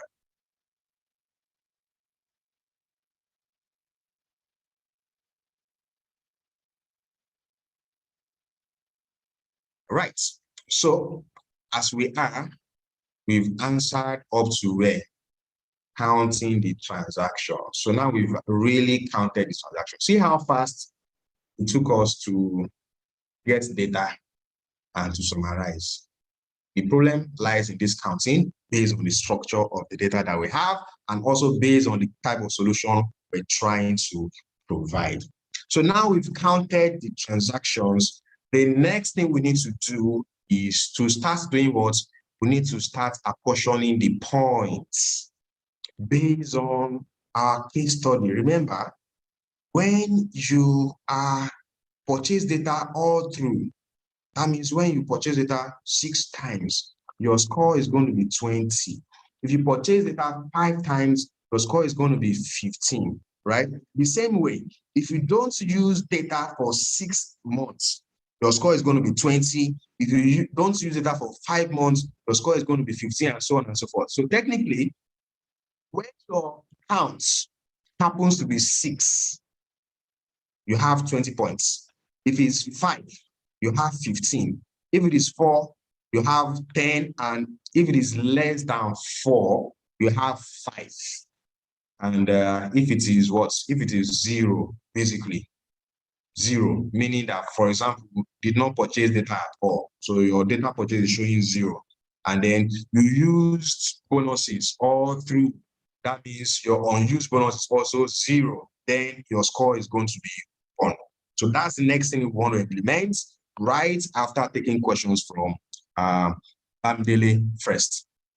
Then I'm going to take Chris next. Yeah. Okay, Bamdele has dropped his hand. And I guess I'm going to take Chris. Yeah, hello, Ahmed. Yeah. When I looked at the question from the indicator side you just explained now, I was thinking that it's the loyalty plus the use bonus that should give you a score of 20. But from the explanation you just gave, it's as if I get it. loyalty, you get a 20, unused, you get a 20. I get it. I get what you mean. I get what you mean. So really, sometimes it also depends on how you interpret the question. And in this case, right, you get 20 points for every line. Okay? I'm not sure what the implication is going to be if you combine the two together. The problem is, right now, the reason why combining the two together may not work is because you are going to miss points in certain places. So say, for example, if I purchase data 6 times and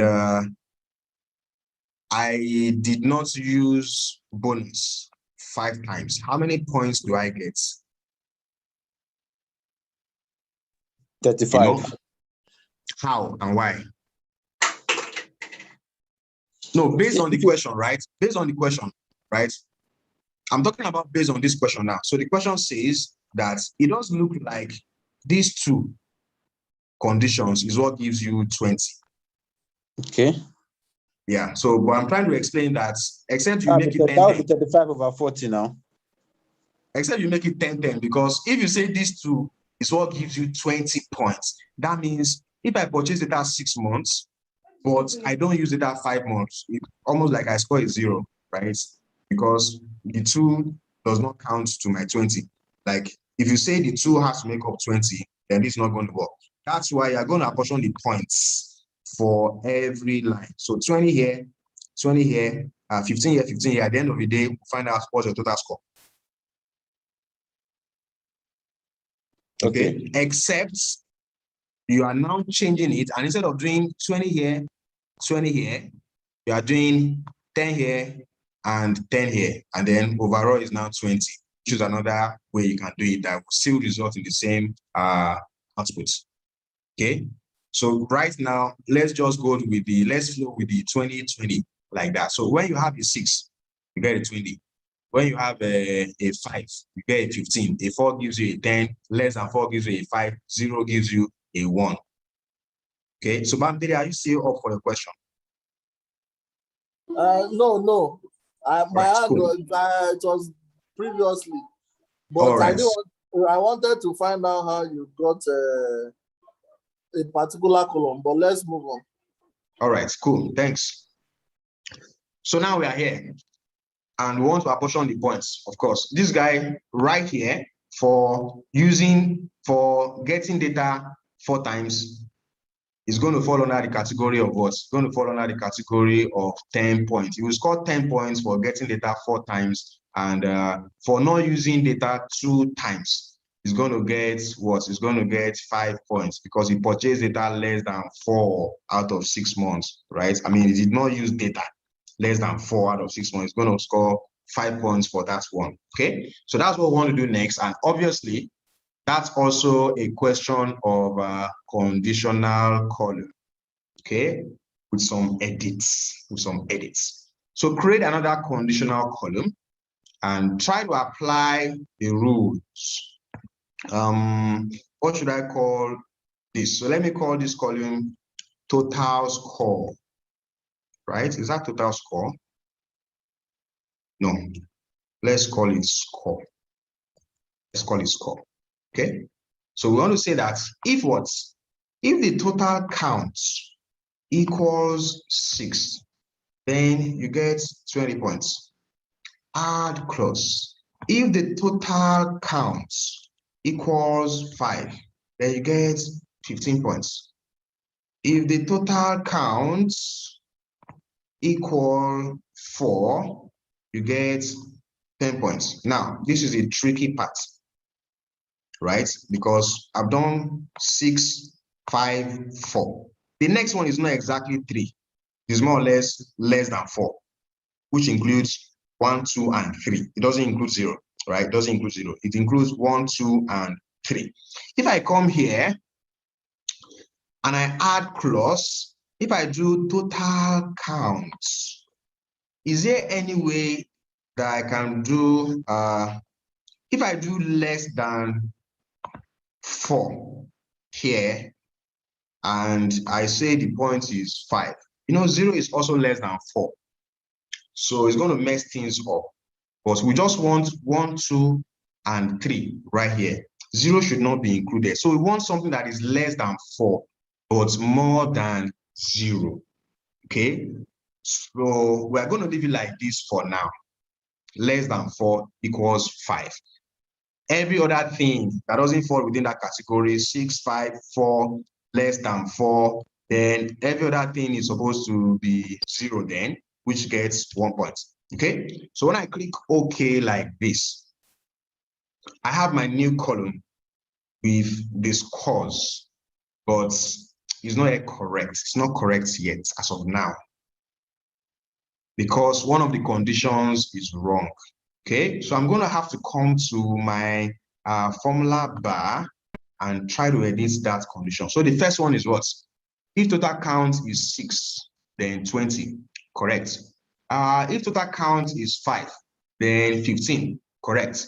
If total count is 4, then 10, correct. Now the next one, if total count is less than 4, but greater than 0, we need to include that part, right? It is less than 4, but it is greater than 0. So we have to include that part. We need to edit that area.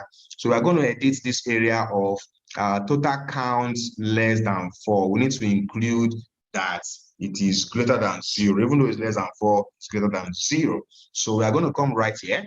So total count less than 4. Let me copy the column name, total count. Copy it. So total count less than 4. And what? And the same total count is greater than 0. Right? So that's the edit.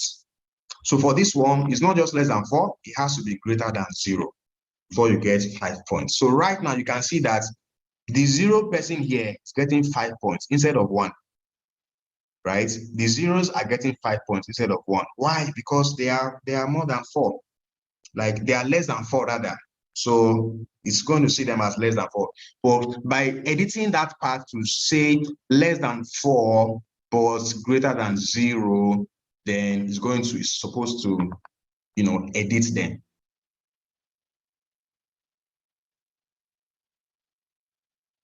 So let's see if that works. Okay, so now you can see that my 0 guys are now showing 1. 0 now shows 1. Okay, and that's my score. Now that I have my score, technically you can argue that I don't even need this total count anymore, because this is what I want to do. This is what I want. Okay, I want my total score. So I can basically, before I even delete anything, I'm going to remain like this for now. I'll just change this total score to what? I'm going to change it to whole number.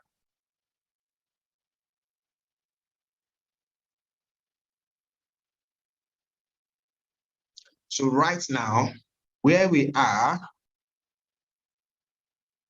gotten to in answering the questions is we've done all the counts and we've apportioned all the scores. Right? All counts, all scores apportioned. Next thing in the phase of what we want to do is to now classify. So people who scored above 80%, they are going to be called tier 1 priority service. People who scored between 75 and 85, they are going to be called tier 2 priority service, and so on and so forth. So now let's think together. How do we get this 85% out? I don't want it to come from me. I want it to come from you. How do you know the percentage score of a customer?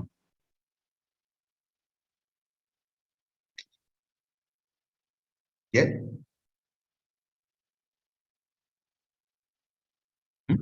Sunday. Yeah, please give us.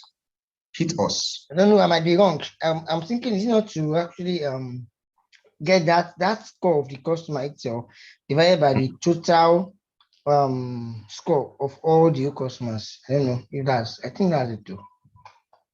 Okay. Suggestion number 1. Do we have another suggestion? Somebody says, what if we deal the total count equals to 0 first, then others 5? We should achieve the same results. Probably try that out after. But I don't know if it's what if we just try to create a conditional column? If the total whatever the figure is 6, assign this percentage. If this is 5, assign the next percentage. Would that work? There can be plenty. Okay, I need somebody. Please, let's go back. Let's go back. You know, I think what we need to do is to first of all create these tiers into buckets, which we already have. Now that we know that we've already assigned scores, and for the loyalty we have 20, 15, 10, 5, and 1. We know for sure that the highest score here is 20, right? Yeah. And if you're saying loyal, if the purchased data every month is if the customer scores 6, and that means it is assigned score is 20, and for the bonus which they did not use at all, it is 20 as well. I want to assume that for that column, if the customer, you can assign that customer to have gotten 40. Yes. Right? Yes. And then we can say that that's 100%. Correct. For that customer. So what we need to now do is now calculate other scores based on that ratio. Correct. Absolutely correct. That's the second person I would have said, let's clap for. Okay, that makes a lot of sense. So this is the point now. Now, you are wondering, how do I get these percentages out? This is crazy. How do I get the percentages out? Just think about it. What's the maximum score a person can score? It's 40 now.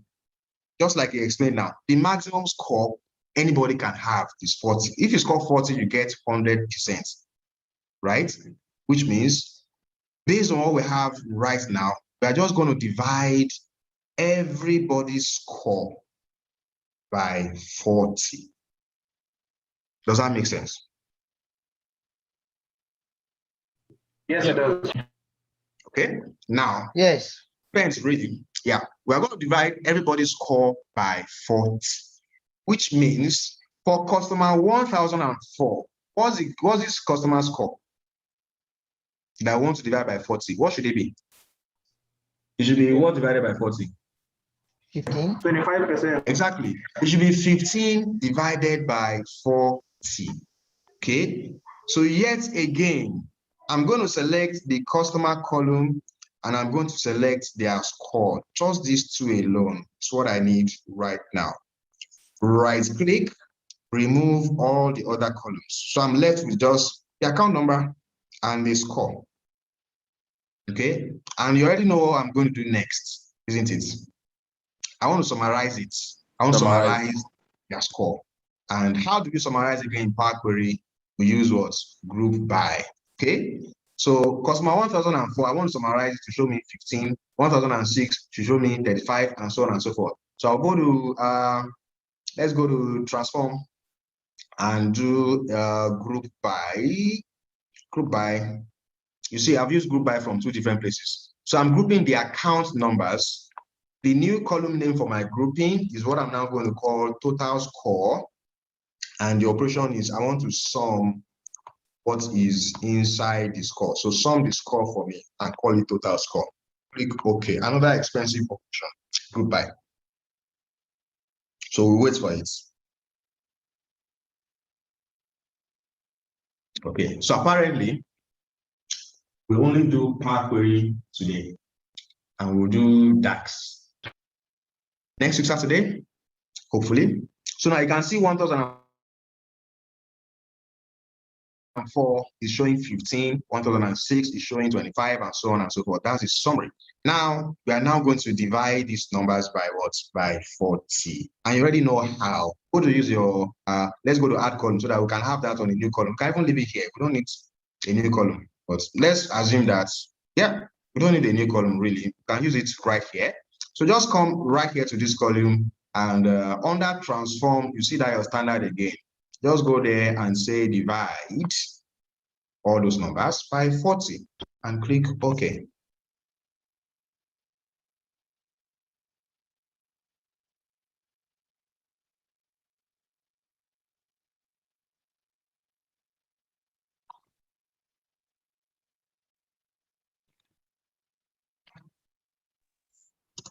Then we convert to percent.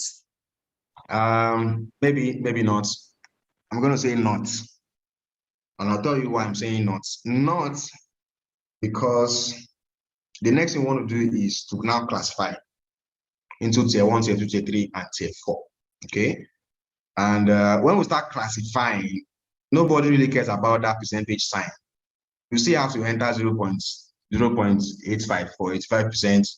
You need to enter 0.75 or 75%. So that's why I'm just going to leave it like this, right? But okay, just to save all those rolling time, but we could have changed it to percentage as well. Just come here and change it to percentage, okay? So, but to avoid ambiguity, we're going to leave it like this. Then go to add column yet again, do a conditional column. And this column we are going to call maybe customer class, final customer class now. And we say that if the total score is what, according to the numbers, if it's above 85% priority. So let me just copy this priority service like this. Copy that one, Control C. So go there and say if the total score is greater than what? 0.85, 85%. Then we are calling you tier 1 priority service. Add clause. Else, if the score is what now? If the score is between 75 and 85, that means it is greater than or equal to 75 and less than or equal to 75. Yet again, unfortunately, inside this conditional column, you can't do two. You can't specify two conditions. It can only be one. For example, I can do my greater than or equal to 0.75, but I can't do the other leg, which is less than or equal to 0.85. I can't do that one yet. So I'm just going to leave it like this first.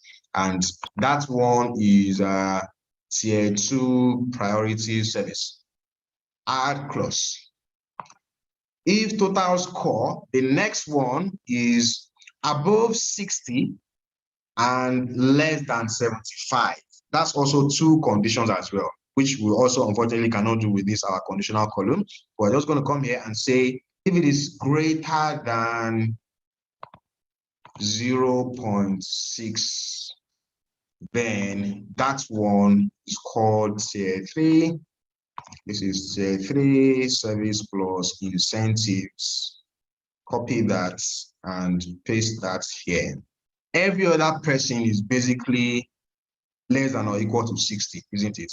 Right? So this is between 60 and 75, this is between 75 and 85, this is 85 and above. So every other person should fall less than or equal to 60. So those other persons are the else, which is tier 4 marketing and incentives. Okay, so copy that and paste right here. Right? Then click OK.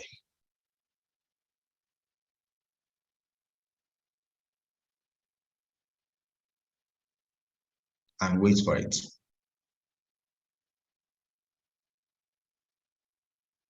All right. So cool. We have something that is not correct yet, because if total score is greater than 85, we'll call it priority, tier 1 priority. Absolutely correct. But if total score is greater than or equal to 75, and less than or equal to 85 is supposed to be the correct thing. So we are going to modify this area, and let me copy this total score up to this point like this.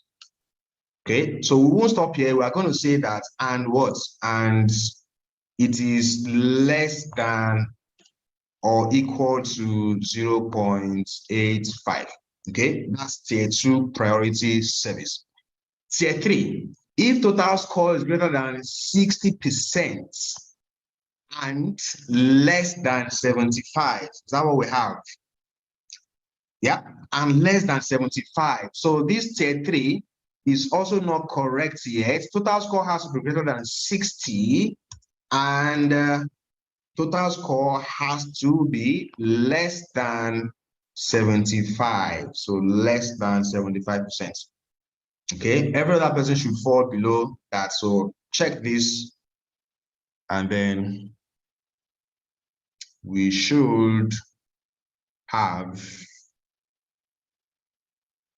our answers. Okay, done.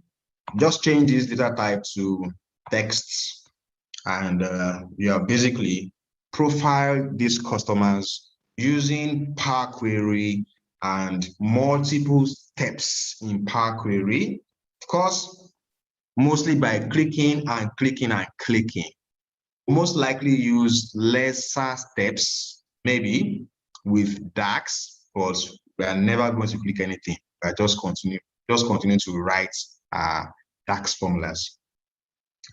So 2 hours almost done, and this is a loss to soak in. So apparently we'll have to take part 2 next week, Saturday, but I'm going to communicate via whatever channel you've heard this from: LinkedIn, WhatsApp, Power BI user group, Telegram. I'm going to communicate to you, and I'll create a new event, whether it's even meetup.com, let you know within the week when the next class is going to be, hopefully on Saturday. Okay, right now I'm ready to take your questions. Thank you very, very much, Ahmed. Welcome, sir. Yeah, Sunday, you have a question. Yeah, Ahmed, Yes, I have a question. Thank you so much for this in-depth and step-by-step. In fact, let me say this one is PBI for dummies.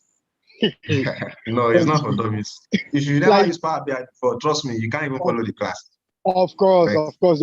It's just to, like, I enjoyed the class from the beginning, from the old school jams till now. Yeah. All right. My question is about automation. Now, if, for example, let's say you have, like I saw that you have like almost 60,000 rules earlier. Yes. Okay, they come in and say, okay, fine. Maybe that's from one city. And now say for Nigeria, and now say, okay, we have in Ghana, we have in Ivory Coast. Let's add all of this together for you so you can run the analysis. Am I going to have to do the same steps over and over again? Or if I That's push the beauty. in, That's the beauty of Power Query, because if you bring in more customers right now, you just have to refresh and everything works. Okay. Okay, that means I have to need get to everything to my Excel, which is my primary data source, then refresh, then it's fine. Yes, it's fine. Okay. All done. Yeah, everything will be done like that. Okay. Okay. Thank you. You're welcome. Ahmed. Hi. I also want to add to what he asked. Like, if we want to use it on a fresh data set, can we copy the M code in the advanced editor and then just apply all the steps all together? Will it work that way? Do you understand? Because you are an experienced Power BI user, obviously. I'm not experienced. So it's going to work, but it depends, right? Depends on what? It depends on your data source. So right now, if I give you this M code and send to you, obviously it's not going to work for you, because the source reads Ahmed's OneDrive. So, but you can get the codes like this, run it on your own PC, and just come right to this source tab and do a right click on, because it's going to show you error when you run it. Just right click on the source tab and do edit settings. Then you can go to pick the file where it sits on your own PC. Then it's going to work, right? So if you want to use it on a different file, you'll have to change your source tab, but you can still run the same query. Of course, there are some other ways. Maybe we'll come back one of those classes whereby you won't need to change your source step before it works automatically. It will just automatically pick whichever file you are working with. Okay. Can I go ahead? Yes, please. Yes. Thank you very much. I actually enjoyed the class. I joined late too, but still I think I was able to catch up. I think one thing I actually learned about today is the grouping aspect. That's something I've not used before in Power Query. So I think but here the way I wanted to go to was the conditional column part. Because I was thinking, based on that question, is it not possible we have I saw the way you did it, I understood it, but I was also thinking when you were thinking if the score is greater than is equal to 0.75, it should be tier 2. Can't you also create a condition that still stays the same thing and the same name also tier 2? I don't even like see that your I don't know if you can hear me. Hello. Yeah, I can hear you, but I'm trying to process. Okay, when you were giving it a conditional column, 85% tier 1, right? It's not possible for us to also do that in a conditional column. Remember we said 75% and also below 84% inside the conditional column. In not coming to the end this in our input. Yeah, I get what you mean. Is it possible? Let me see it. All right. I don't want to see it because you asked, because in my opinion, it is not possible. Let me see. So right click and edit settings. Of course, there are always crazy things here and there. Somebody comes to show you. See, it's even showing me as custom, right? It's not showing me as conditional because I edited it. It's no longer conditional. It's now custom. Okay. But technically, as far as I know, conditional column doesn't have the other part. So let me try to add a new one. It doesn't have the and. It doesn't support and. It's if this, then that. It doesn't support multiple conditions. It only supports one condition. You see that the operator side is only one, right? But when you have multiple conditions, you need two operators, maybe greater than or equal to this and less than or equal to that. That's already two operators, and I'm only seeing one operator here. So that means I can only use one. I can't use two until I am proving otherwise. Yeah. All right. Thank you. Ahmed, please shoot. Good evening. Thank you very much for this session. My question was going to be from what the last person just asked on. So I don't know, maybe the arrangement of the statements would help us eliminate having to put if this is this and greater than this, just like the way you've done it. So for example, we said anything above 85% is tier 1, right? So that's our first step. So Power BI takes care of that. It looks through the data and takes care of that first. And then the second one says 75% and above, and up to 85, that's tier 2. Assuming we had those two data, right? It checks the first step, says, look through this data, if it's 85%, give it tier 1, right? And then it takes care of the first part. So anything 85 and above, gives it tier 1. And then the second part says 75 and above, right? It's going to assign it, it's going to assign tier 2, even though it says and above could be up until 85. Up until 85. Yeah, right? up to 100. Yeah, up to 100. Yeah, correct. Up until 100. So would it not first take care of that first argument and assign tier 1? Would it say assign tier 1 to the second step? Unfortunately, Power Query does not work like Excel or DAX. In DAX, for example, DAX already understands what you're trying to do, and you don't need to specify explicitly like that. But in Power Query, you have to be explicit. Pass your conditions. Yeah. That's why you saw that initially all my zeros, sometime one of the conditional columns I created, all my zeros were showing 5 points instead of 1 point because they already fell under the category of something. Right? So it doesn't understand that. Yeah. Yeah, I think that makes sense. Thank you very much. You're welcome. Yeah, so 1 second, I'm going to stop screen share and I want to try to send the Telegram link right now. I want to send it to, where should I even send it to? Send to chat or send to where? Yeah, I'll send to chat for now. And in my post-webinar reports, obviously, I'm still going to send the Telegram group. The only problem with Telegram groups is I don't want the groups online. You know what it is? Telegram groups online. You know what it means, right? Everybody starts joining. And then before you know, they start adding you up to personal things. Do you have a brother that wants to collect? Do you have a brother? I have a brother that wants to collect inheritance from Dubai. This kind of scamish things. I don't want it to happen. So I'm trying to control how we share the group. So I probably won't put it up any online platform. So if I share it now, I'm also going to share it on WhatsApp groups as well and use that for him to join. But I'm not going to put it online on LinkedIn or what's the other one? Meetup. Maybe Meetup might be fine, I guess. Hello, Mr. Ahmed. Yes, please. Yeah, I'm sorry. I was monitoring the class from my phone, so I was not having access to those two files you shared. So maybe when you create the Telegram, you can also help us to push it there so that we can pick it up. Yes, I'm going to put it on the Telegram as well. I'll put the files on Telegram. All right, thank you. On Telegram. Yes. All right, so I think we have some bosses here. Sorry, I'm going to have to call some names.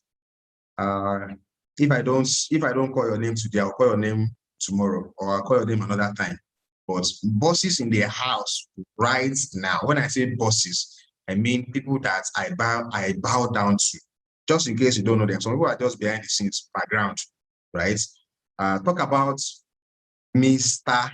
Paul Barnabas, MCT, Abanla, a boss, right? Another boss also is probably not expecting this, but I'm going to have to call the name like that. He has come a long way, real long way to really, really, really improve himself in Power BI is David Adejumo. That's another boss in the house. Need to recognize those guys. And I don't know, maybe there are some other bosses that, if I don't call your name today, I'm going to call your name tomorrow. Thank God we all belong to one group right now, and I'm going to be identifying you one by one. Okay? So thank you. Ahmed. Yes, Ahmed, please. you shared a Zoom link, not a Telegram link. Oh, really? Okay. So I shared back the link to this place. Why did I share that? Are you sure? No, now. Are you sure that's Zoom link I shared? I can see a Zoom link here. Yes, it was. Yeah, it's a Zoom link you shared. Okay. Okay. Let me look for the right thing. Sorry, 1 second. Why did I do that?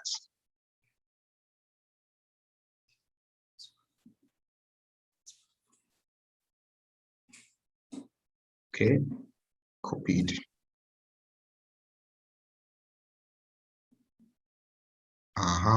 Okay, my bad. So I'll share the right thing now.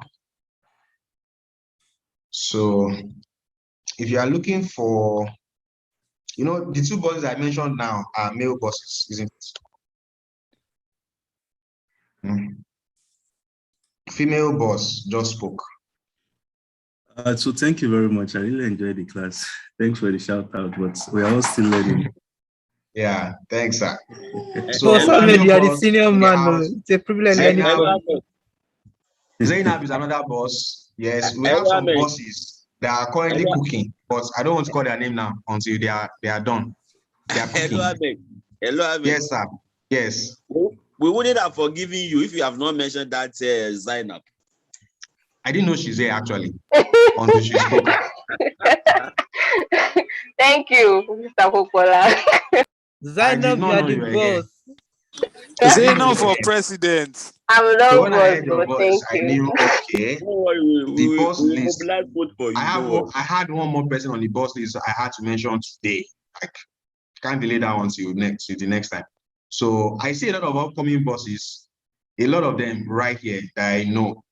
And there's some other bosses as well that, their own level, we don't even want to talk about their level, okay? But if you check your participant list right now, you are going to see some people's names starting from F, and the other name starts from, I don't want to mention name now. Talk about their, let's reserve their own names till the next class. But that's the hints. F, first name, O, surname.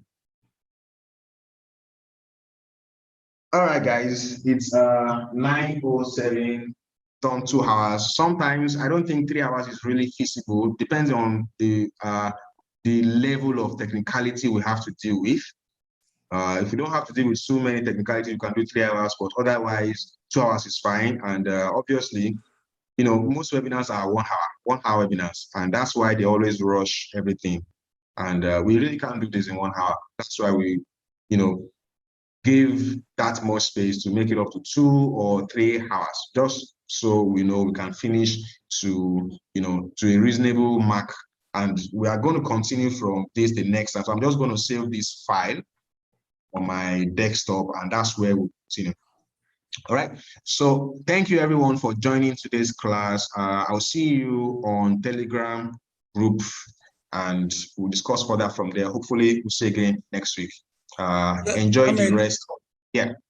I'm with you. Can you please, how do I get the recording of this meeting, if I may ask? Yeah, so hopefully, I'm really hoping that I have not goofed, right? Because I'm supposed to be live on YouTube right now. So that should keep a record, because otherwise I did not click on record on Zoom.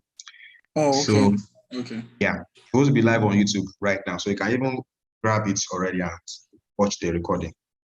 Okay. Okay.